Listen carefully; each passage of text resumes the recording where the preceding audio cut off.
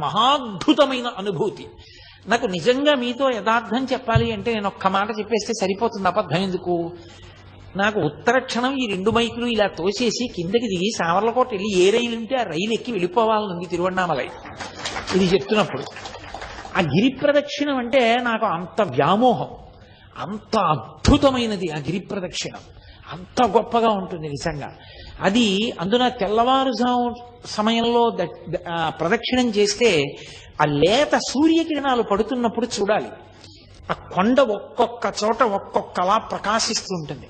ఆ లేలేత సూర్యకిరణాల్లో ప్రదక్షిణం చేస్తూ వెడుతుంటే మనం చెయ్యగలిగిన ధర్మకార్యం చేస్తూ భగవన్నామని చెప్తూ కూర్చుంటూ లేస్తూ తిరుగుతుంటే ఎంత ఆనందంగా ఉంటుందో నిజంగా గిరి ప్రదక్షిణం. పిల్లలతో పెద్దవాళ్లతో అందరం కలిసి నిజంగా యాత్ర అంటే కొన్ని వందల మంది